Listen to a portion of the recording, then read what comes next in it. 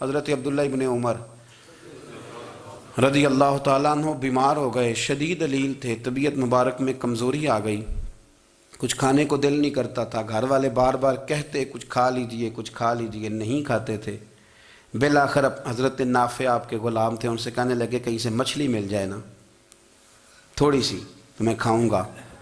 تو کہتے ہیں میں سارے مدینے میں ڈھونڈتا رہا، مچھلی نہ ملی، اگلے دن بھی ڈھونڈی تو نہ ملی، تیسرے دن بھی ڈھونڈی تو نہ ملی، تو فرمانے لگے یار بس چھوٹی سی خواہش ہے، کوئی فرض نہیں ملتی تو رہنے دے۔ کہتے ہیں چوتھے دن مچھلی مل گئی، میں 1.5 دینار کی مچھلی لایا، لا کے حضرت عبداللہ ابن عمر رضی اللہ تعالیٰ عنہ کے سامنے جو مچھلی رکھی تو آپ نے لقمہ روٹی کا توڑا تھا، مچھلی کو لگانے لگے کہ دروازے پہ فقیر نے آ کے آواز دی کچھ کھانے کو دو۔ تو حضرت عبداللہ ابن عمر نے روک لیا اور ہنسے۔ کئی دفعہ دے ہم بھی دیتے ہیں پر ہمارا چہرہ دیکھنے والا ہوتا ہے، اتنے ہم غصے میں ہوتے ہیں، دے دیتے ہیں، لیکن جو چھلوٹیں ہوتی ہیں نا چہرے والی وہ گنی نہیں جاتی۔ ہنسے، فرمایا دیکھو میرا اللہ کتنا کریم ہے، وہ مجھے بچانا چاہتا، اٹھا بار دیا جا کے۔ تو خادم اب حکم کا پابند تھا، وہ لیت اللہ اللہ تو کر نہیں سکتا تھا، وہ گیا اور جا کے دے آیا۔ فقیر جب سارے محلے سے آٹا اکٹھا کر لیتے ہیں تو پھر ایک جگہ جا کے بیچتے بھی ہیں۔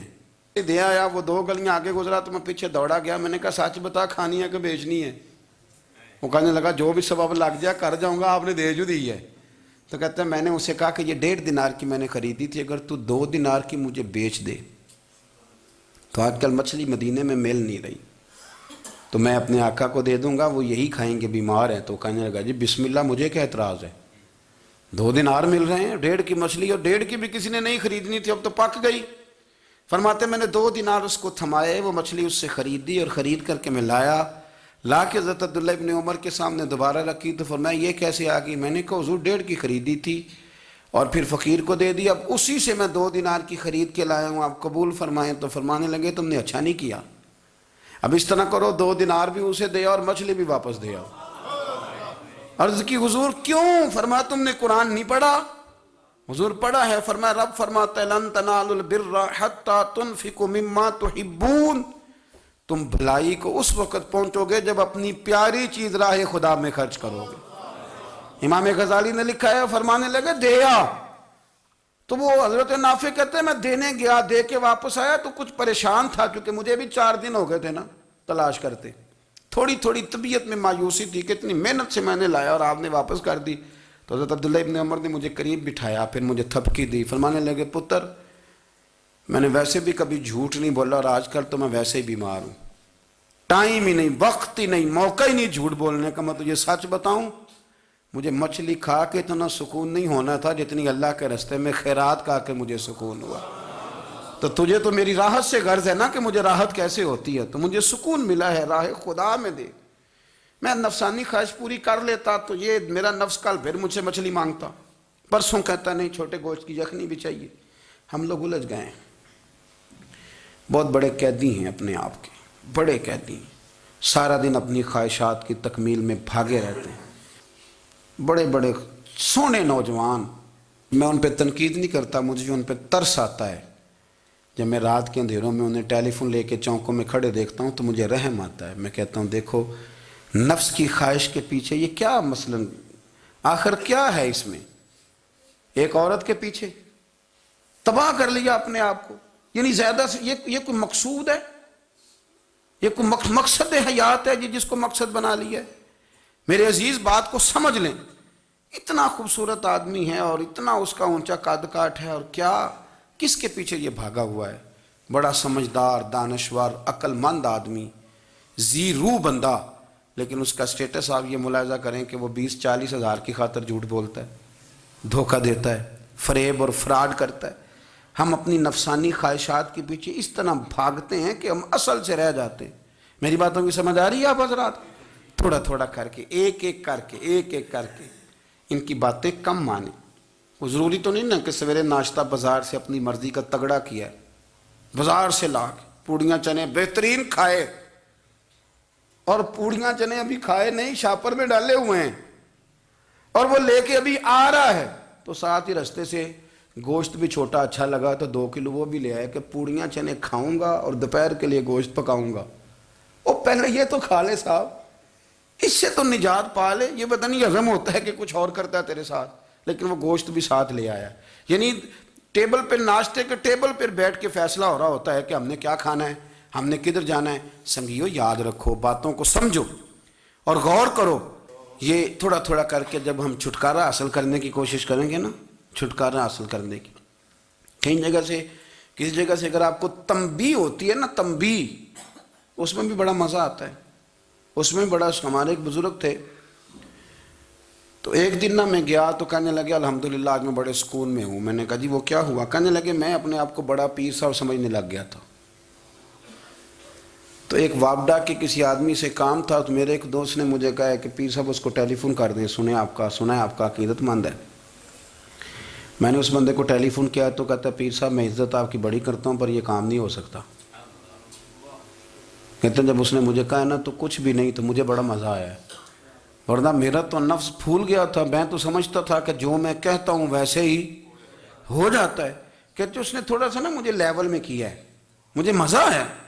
یہ لوگ نا اپنے اوپر بوجھ ڈالتے تھے، یہ تھوڑا تھوڑا پیچھے ہٹتے تھے، یہ سمجھتے تھے کہ اس طرح تو ہماری تکمیل رہ جائے گی۔ صبح سے شام تک اگر اسی نفس کی باتیں مانتے جائیں گے تو خرابی کرے گا۔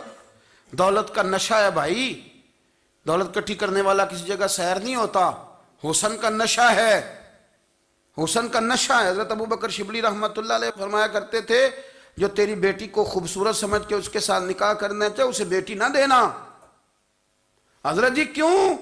فرمایا حسن تو تھوڑے دن کے بعد ختم ہو جائے گا، پھر وہ اس کی قدر نہیں کرے گا، وہ تو کہیں اور منہ مارتا پھرے گا۔ حضرت ابوبکر شبلی رحمۃ اللہ تعالی علیہ کی بیٹی خوبصورت تھی، ایک نوجوان کہنے لگا میرا نکاح کر دیں۔ آپ فرمانے لگے پتر تو 1 مہینے کے بعد آنا، کر دوں گا۔ بڑی موٹی تازی خوبصورت صاحبزادی، تو حضرت نے اسے دوائی کھلائی، اسے پخانے لگ گئے۔ جو پخانہ کرتی ایک مٹکے میں سنبھال دیتے۔ تھوڑا وقت گزرا تو وہ ہڈیوں کا پنجر بن گئی، مہینے بھر میں دست اتنے آئے کہ کمزور ہو گئی۔ تو ابوبکر شبلی 1 مہینے کے بعد نوجوان کو بلایا، فرمایا ادھر آ تیرا نکاح کروں۔ بچی دکھائی تو وہ کمزور بستر پہ پڑی، فرمایا شادی کر۔ کہنے لگا اس سے نہیں میں نے کرنی۔ فرمایا یہ وہی ہے؟ کہنے لگا جی نہیں۔ فرمایا تو کہتا تھا مجھے عشق ہے، کدھر گیا تیرا عشق؟ کہنے لگا حضرت صاحب آپ کیسی بات کر رہے ہیں؟ فرمایا ادھر آ۔ پھر وہ مٹکا جس میں گند رکھا تھا وہاں لے گئے، فرمانے لگے تیرا اس کے ساتھ عشق تھا، یہ ہے تیرا عشق۔ فرمایا اسے تو میں 4 دن روٹی کھلاؤں گا پھر تندرست ہو جائے گی، لیکن میں دیکھنا چاہتا تھا کہ تو میری بیٹی سے پیار کرتا ہے یا اس کے چہرے پہ آنے والی کچھ وقت کے لیے سرخی سے پیار کرتا ہے، اس لالی سے پیار کرتا ہے جو جوانی کے وقت بچوں اور بچیوں پہ آتی ہے۔ کس چیز کے دل دادا؟ یعنی کیا مطلب؟ نفس کی غلامی، سراسر غلامی، اور پلٹ پلٹ کے اور بڑے بڑے سیانے بندے چھوٹی سی خواہش کے لیے۔ بڑا سمجھدار آدمی، بڑا سیانا بندہ۔ میں ایک بڑے بزرگ عالم تھے، میں ایک دفعہ ملنے گا تو پائے پکا رہے تھے، خود پائے پکا رہے تھے، تو وہ بڑے پیار کی بات ہوتی ہے نا جی، تو تامت باندھی ہوئی اور بڑی جناب خستہ حالی، اور وہ پائے پکا رہے ہیں۔ تو میں نے ان سے کہا، میں نے کہا حضرت جی پائے تو کسی اور نے بھی پکا لینے تھے، آپ بخاری لے کے بیٹھتے، چلو میری طرح کا کوئی بندہ آپ سے استفادہ بھی کر لیتا۔ اب پائے آپ لائیں گے، پھر پکائیں گے، پھر آپ کھائیں گے، تو یہ تو 24 گھنٹے آپ کسی کام میں گزر جائیں گے۔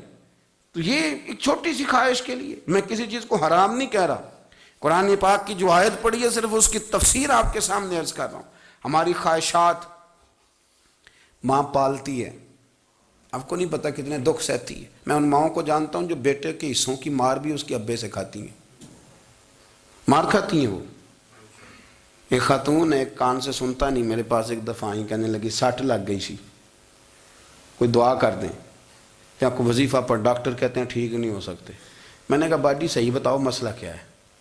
کہنے نہیں کچھ بھی نہیں، مسئلہ کیا ہونا ہے، پتر غلط نکل آیا ہے، اس کا باپ روز مارتا ہے، آج میں آگے گئی ہوں تو اس نے ایک تھپڑ میرے کان پہ مار دیے، تو پردہ پھٹ گیا۔ مائیں مار کھاتی ہیں، لیکن وہ پتر جس کو بڑی محنت سے پالا ہے وہ جوان ہوتا ہے تو اماں سے کہتا ہے تجھے چھوڑ دینا ہے، پر جس لڑکی سے میرا ٹیلی فون پہ رابطہ ہے اسے نہیں میں نے چھوڑنا، وہ نہیں چھوڑ سکتی، ہر شے کچل جاتا ہے وہ۔ اماں کبھی لیٹ کے رات کو سوچتی ہے کہ یہ تو میری کل کمائی تھی، میں تو آج بھی اس کے حصے کے تھپڑ اپنی گالوں پہ برداشت کر رہی ہوں، تو یہ کدھر گیا؟ اردشیر نام کا بادشاہ تھا، حضرت محدث ابن الجوزی آج سے کچھ 700 سال پہلے لکھتے ہیں۔ اردشیر بادشاہ بڑا خوبصورت تھا، جوان تھا، بڑا عقل مند تھا۔ اس نے اس طرح کیا کہ قریب کی ساری ریاستوں پہ قبضہ کر لیا۔ بڑا عقل مند زیرک تھا، قبضہ ہو گیا۔ ایک بادشاہ بڑا سخت تھا، اس کے ساتھ جب پنجہ آزمائی ہوئی تو اردشیر کہتا ہے اس پہ میرا قبضہ نہیں ہو رہا تھا، اور جب ہم نے ساری ریاستوں نے مل کے اس پر حملہ کیا تو ایک قلعے کے اندر قلعہ بند ہو گیا۔ اردشیر بڑا خوبصورت آدمی تھا، بڑا سمجھدار تھا، تو وہ بادشاہ قلعہ بند ہو گیا، اس نے کہا نکلنا ہی نہیں۔ اب وہ اندر بند ہے، یک بارگی حملہ کیا تو وہ بڑا قلعہ تھا، اس میں بند ہو گیا۔ اس بادشاہ کی نا جس پر حملہ کیا، اس کی بیٹی اچانک ایک دن قلعے کی دیوار پہ چڑھی تو اردشیر کے حسن و جمال کو دیکھا تو عاشق ہو گئی، اور اپنے ہی باپ کے خلاف اسے کہنے لگی کہ اگر تو میرے ساتھ شادی کا وعدہ کرے نا تو میں تجھے رستہ بتاتی ہوں حملہ کرنے کا۔ اس نے کہا میرا وعدہ رہا، تو رستہ بتا۔ اس نے رستہ بتایا اس لڑکی نے، اور بادشاہ نے حملہ کیا تو اس کا باپ قتل کیا، اس علاقے پہ قبضہ کیا شادی کے وعدے پر۔ ہاں نفسانی خواہش بندے کو اندھا کر دیتی، نہیں سمجھ آتی اس کو میں کدھر جانا ہے، اندھا کر دیتی۔ حملہ کیا، اور جب اس لڑکی کو لے کے آیا نا اپنے محل میں، تو پہلے دن شادی کی پہلی رات تھی، تو بستر بچھایا کنیز نے، تو وہ کبھی کروٹ ادھر بدلتی کبھی ادھر بدلتی، تو بادشاہ کہنے لگا کیا ہے؟ کہنے لگی بستر میں کچھ ہے، مجھے تکلیف دے رہی۔ اس نے چراغ جلائے، اور جب بستر اٹھایا تو ایک اتنا سا دھاگا نکلا۔ دھاگے سے عموماً تکلیف نہیں ہوتی، تو اس نے کہا تو اتنی نرم و نازک ہے کہ دھاگا؟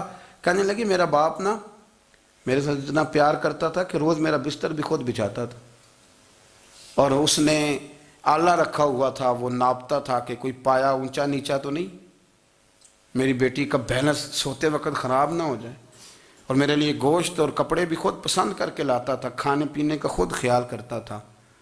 اردشیر کہنے لگا اچھا وہ اتنا پیار کرتا تھا، اور پھر تو نے اس کے ساتھ کیا کیا؟ کہنے لگا بلاؤ کنیزوں کو بلایا، فرمایا اس کو اٹھاؤ اور جلاد کے پاس لے جاؤ، اسے کہو کہ اس کے بال ایک گھوڑے کے ساتھ باندھے، پیر دوسرے گھوڑے کے ساتھ باندھے، اور ایک گھوڑا ادھر بھگا دے، کدھر بھگا دے، یہ جس کے باپ نے اتنا پیار کیا یہ نفس کی اتنی غلام ہے کہ اس کی وفادار نہیں رہی تو میری وفادار کیسے بنے گی؟ اس نے اتنے نازوں سے پالا کہ دھاگا اسے برداشت نہیں۔ او یارو یاد رکھو، اگر نفس کی غلامی کرو اور بڑے وفاداروں کو چھوڑ کے غلامی کرو تو پھر کہو وفادار مل جائیں، کوئی بول اب لڑا نہ بول بیٹھی ہوں دے خصم ناراض بڑ بولیاں دے، کہاں سر کھائے تے بلبل ٹھنڈ پائے، بڑے فرق نہیں سجنا بولیاں دے، جڑیاں خصماں دی وچ رضا وسن، بھاگ جاگ جاندے انہاں گولیاں دے، آپ ادلیاں نو سردار پین تکے تے شرما والیاں نو چوٹے ڈولیاں دے۔ اپنے نفس کے پیچھے چلو گے تو یہ تباہی ہے۔ جب ہم نے کسی سے وفا نہیں کی تو یہ کیا امید ہوئی کہ دنیا ہم سے وفا کرے گی؟ اللہ رسول کی مرضی کے مطابق اصول پسند زندگی بنائیں، ایک ایک کر کے اپنی خواہشات سے پیچھے ہٹیں، تھوڑے پہ گزارا کرنا سیکھیں، اپنے نفس کو سمجھائیں۔ ضروری نہیں کہ روٹی ہر وقت مزے کے لیے کھائی جائے، کبھی کمر سیدھی کرنے کے لیے خشک روٹی بھی کھا کے دیکھو، کبھی سادہ کھانا اس پہ بھی اکتفا کرو، کبھی تھوڑا کھر کے اچھے طریقے سے سادے کمرے میں بھی اللہ کو یاد کر کے دیکھو۔ نفس کے پیچھے نہ بھاگیے گا، تباہی کرے گا۔ رب کریم سمجھنے کی توفیق رفیق عطا کرے۔